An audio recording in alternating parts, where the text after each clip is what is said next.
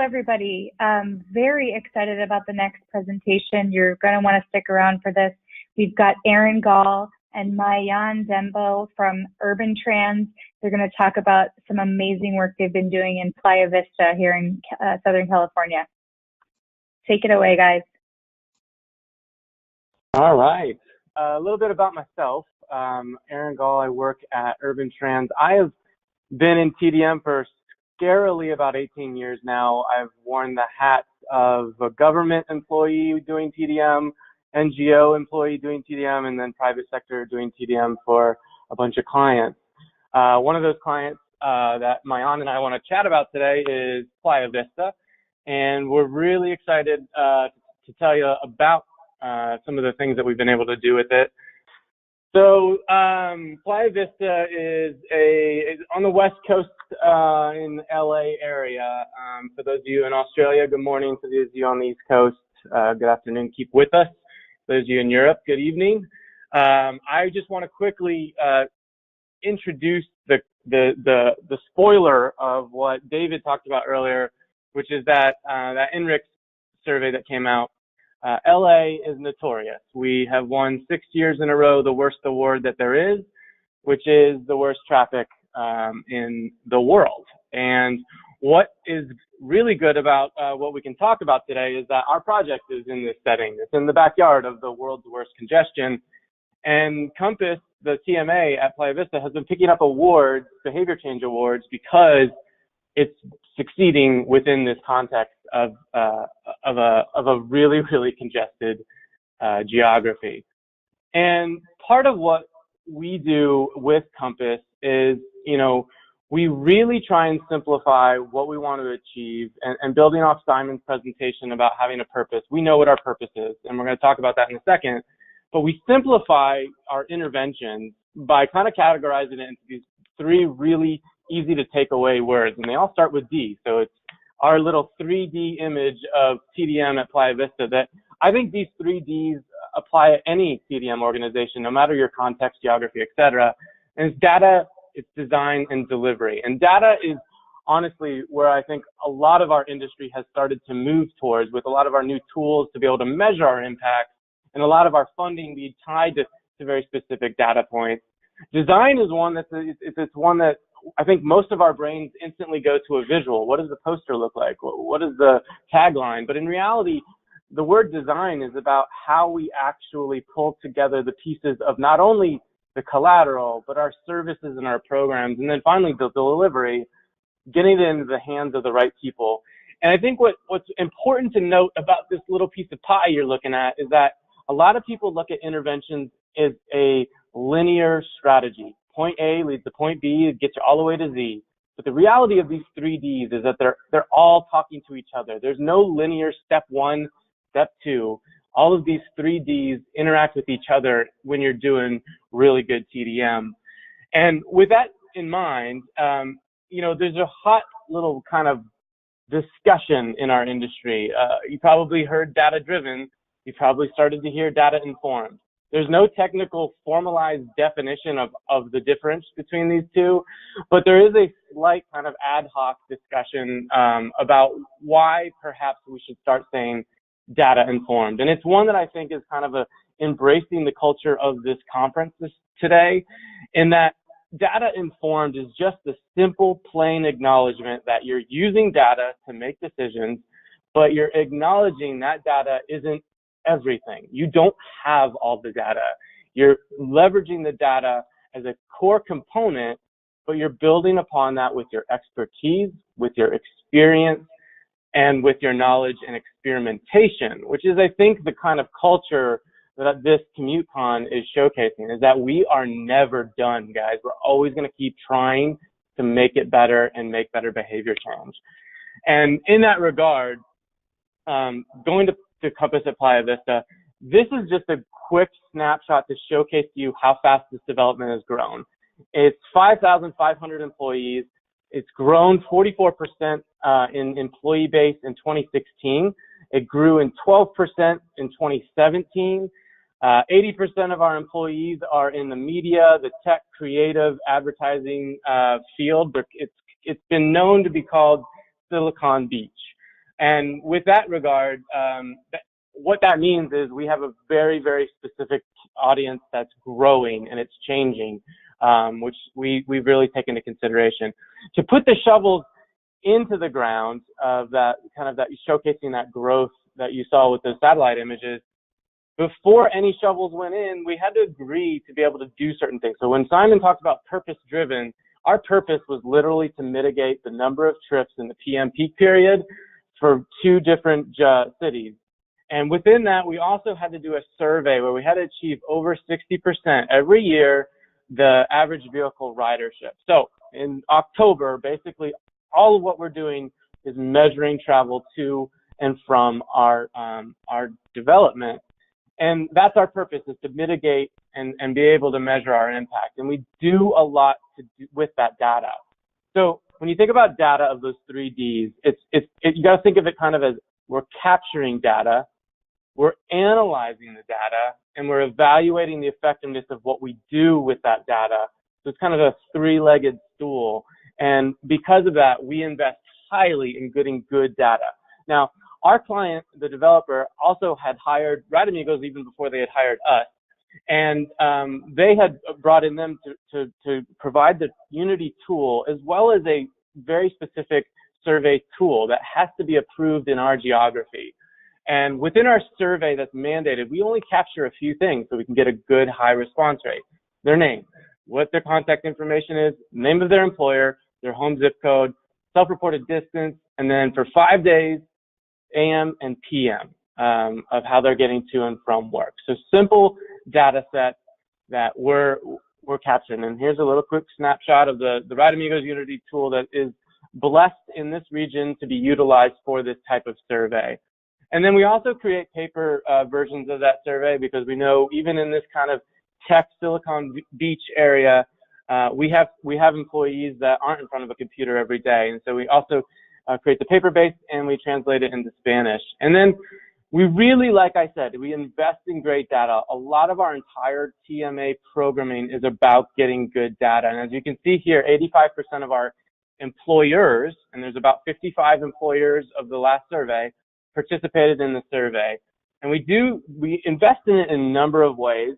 And it's really with the understanding that that data needs to be important to those employers, and we need to be able to do things for those employers with the data. So this is just a quick snapshot. We actually, every year, we'll pull together an award ceremony for our employers based on the analysis of our data.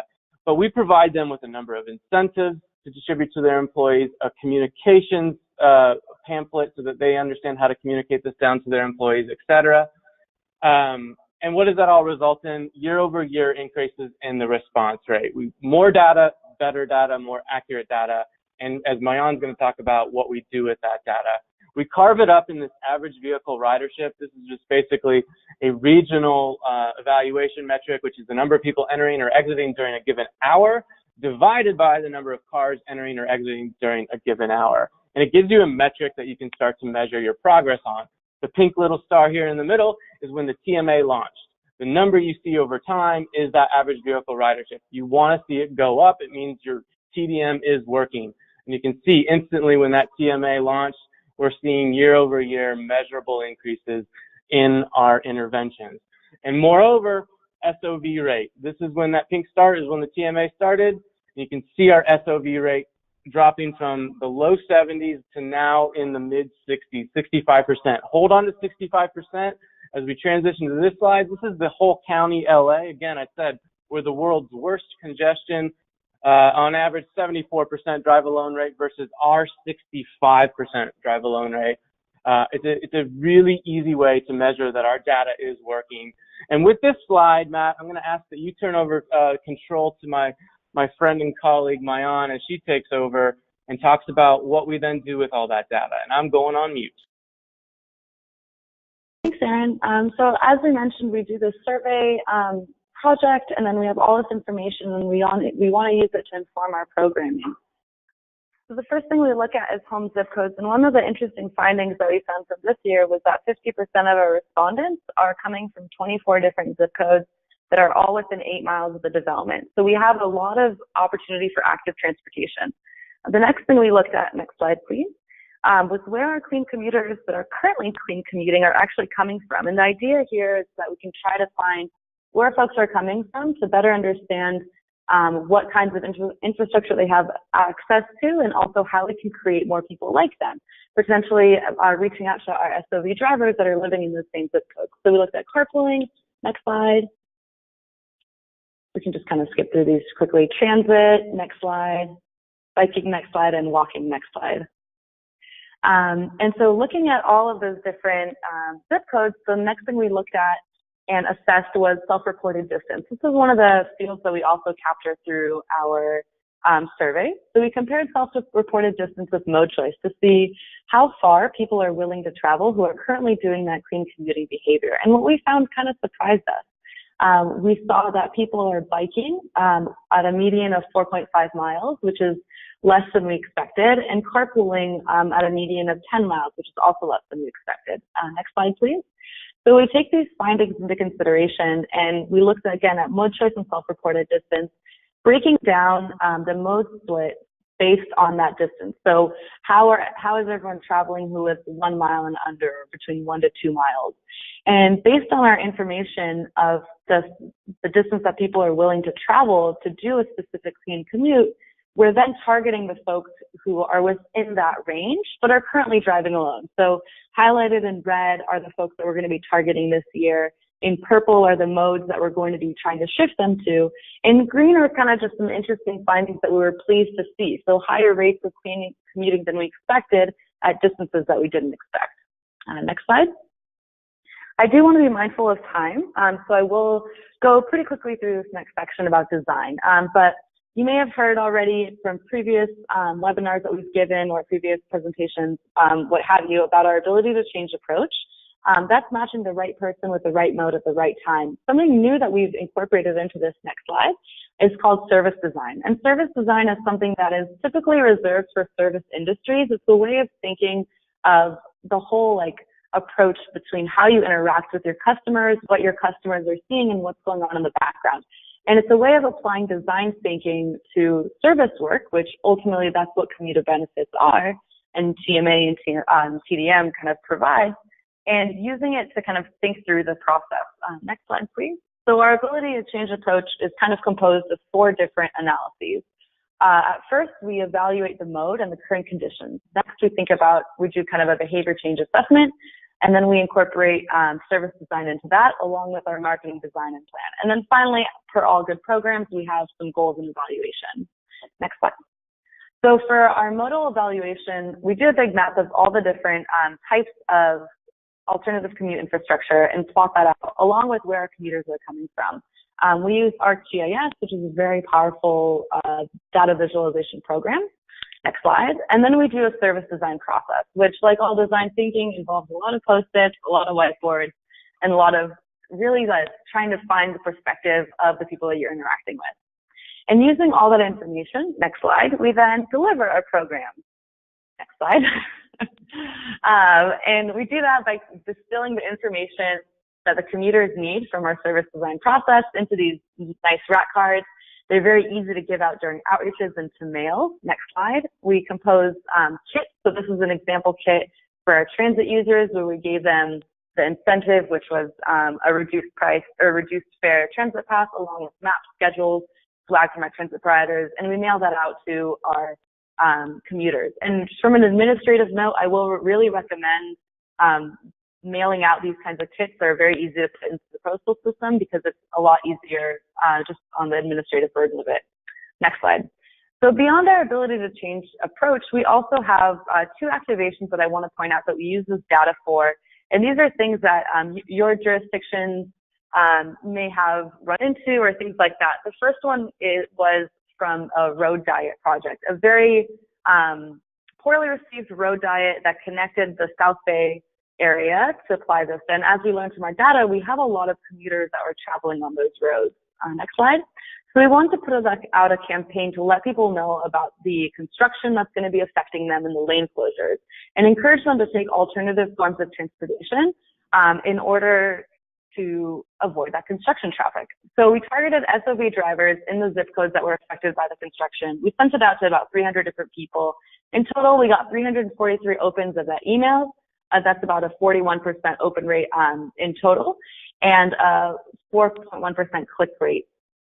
And that was a really great way of showing our commuters that we're engaged on local levels, and to also give them a heads up about things that are going on. Next slide. And with impending doom and climate change upon us, one of the things that Los Angeles is going to be facing more in the coming years is wildfires. And this season, we had a terrible wildfire season with lots of fires affecting property and roads, etc. One of the things that happened was that the 405, a major highway artery, got shut down for a day due to a very large fire over it. Next slide. And so one of the things that we wanted to do was to do kind of an emergency notification to all of our commuters that are affected by it. Because this happened early in the morning, we just emailed our entire ETC network about this and asked them to forward this message to their employees. We had kind of a three-pronged approach of retiming, relocating, and remoting. And we also created a relief effort so that folks could engage with the Ride Amigos website, with the Unity platform, and contribute to a relief fund. Next slide, please. So in total, we had 65% of our ATCs open that. We're really pleased with that because they are a very engaged network that we've been able to cultivate here. We had about 1,600 total opens. And through our engagement efforts, we had $410 that we were able to fundraise essentially and donate to the California Community Foundation's Wildfire Relief Fund. And they matched us $820 to that donation.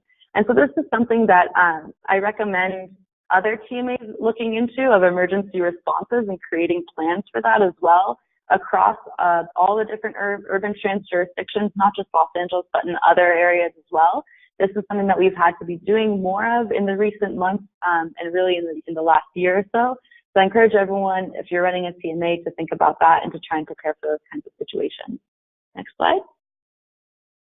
And so now that we've gone over data, design, and delivery, I do want to acknowledge that we are over time. So I'm sure if any questions do come up, Matt, you'll send them our way. But the final slide has our contact information on it as well. So feel free to reach out to us with any questions, comments, or concerns from our presentation. Thank you so much. Thank you, Erin Ma'ayan.